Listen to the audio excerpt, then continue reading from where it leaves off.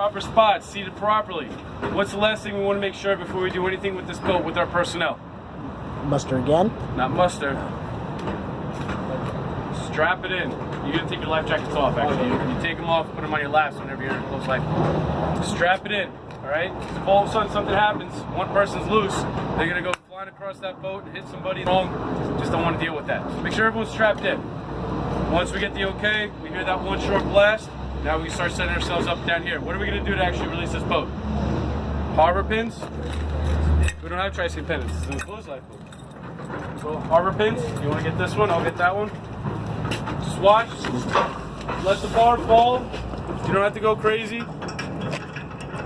Try not to get your fingers stuck.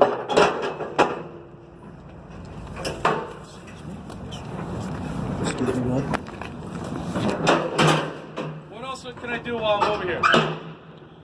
What's another step?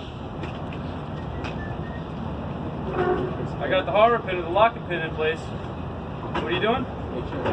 Checking the tracks. Okay? There's 3 main steps you want to do before you actually release this boat. You got your harbor pins. You're checking the tracks. What's my last step? Check the water. Check over the side. Absolutely. I always double check, especially in this area. I've actually had a log when I was doing an assessment last year. A log sat right there. I couldn't actually launch the boat until I washed away because I don't want to make sure I was not going to damage the boat. Same thing for you. If there's someone beneath this boat, you're not going to drop this boat on top of that person. Even if it's no shit emergency case scenario, you got to wait for that person to get out of the way because you can't kill them. This boat weighs a lot, so you can definitely kill somebody.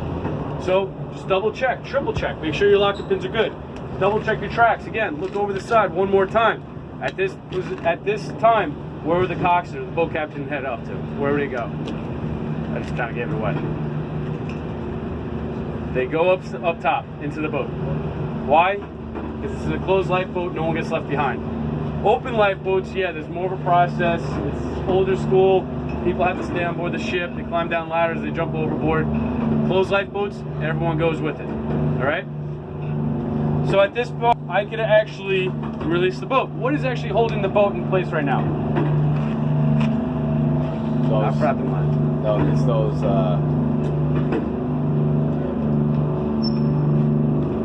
Starts with a G. Gripes. Gripes. Put your hand on the gripes. All right. So are those actually holding the boat up? No. Holding it from swinging. Okay. The ship is rocking and rolling. It's nasty weather. The gripes still have to be secured the whole time in order for that boat to actually maintain into the davit. What's holding the davit arms up? How does this davit work? The weight. Gravity. So what's preventing gravity from working? The weight. The weights, which is part of what? Yeah.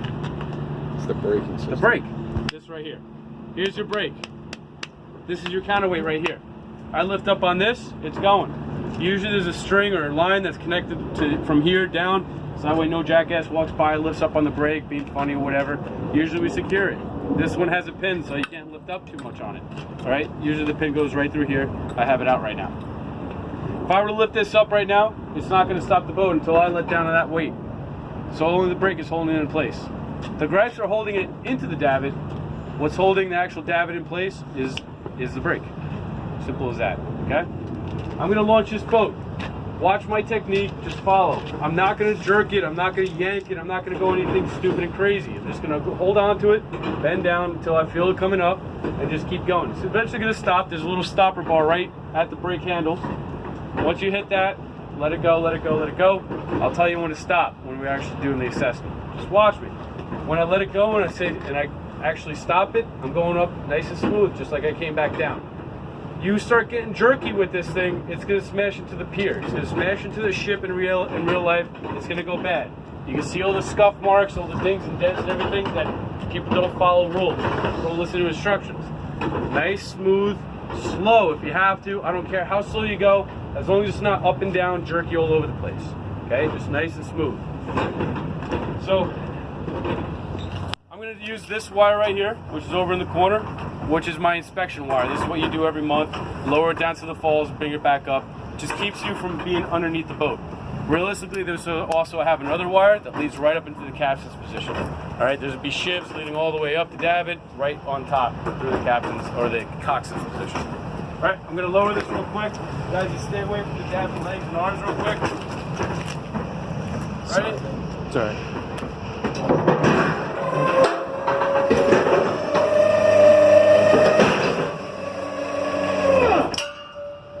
That's it.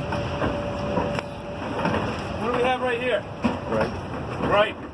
Why does it have that plastic sheathing on it? To prevent corrosion. Corrosion, what else? Tear. Tearing, what is that? Friction, chafing. Corrosion, chafing. Right there, okay? So, just make sure, obviously you can see it does wear away. You might have to change it every few years. Just be aware of that. These wires that are hanging down, what is that technical term? What are those wires called and where is the boat? What are those wires called? The falls. The boat is now on the falls. That's it. So when Chief Bay says bring it down to the falls, just bringing it down to the wires, bringing it right back up. That's it. All right? Guys, come on a little bit more.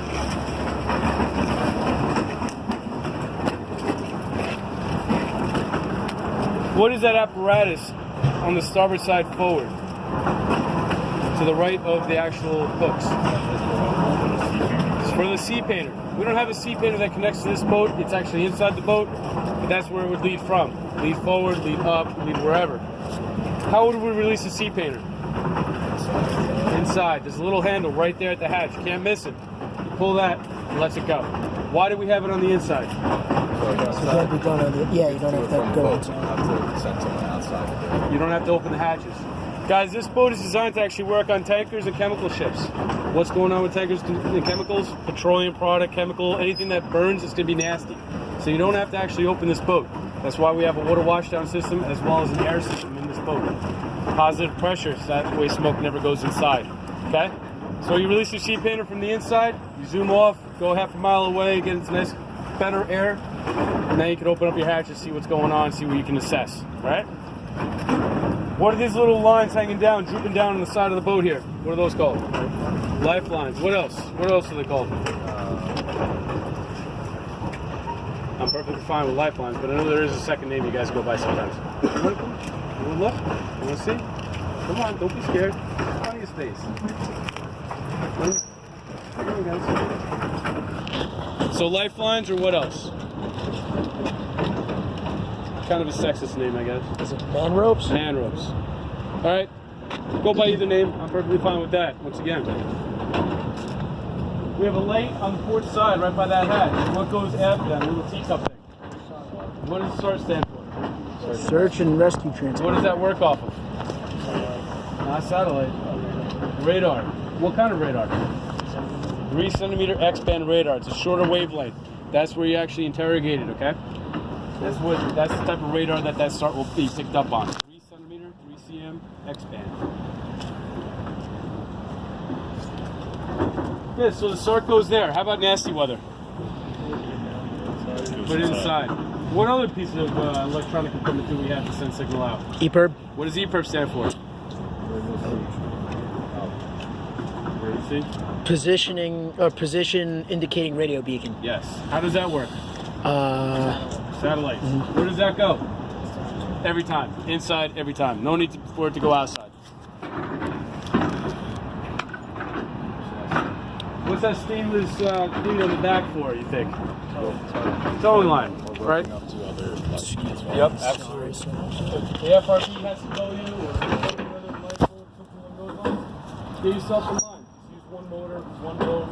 Break up the horizon as well. If you have another boat 20, 30, 50 feet behind you, it's going to break up that horizon mile. If you're tied up next to somebody, one, you're going to damage your boats. Two, you're making yourself very small for them to see. Unless it's a plane flying overhead, they'll see you. But a ship on the horizon, seeing 3 or 4 boats in line separated, you see little dips of orange, that's going to catch your eye. Just like that signaling mirror that we did in class. It's not actually glaring at you the whole time. When you flash somebody, that's a natural tendency for the human eye to pick up on.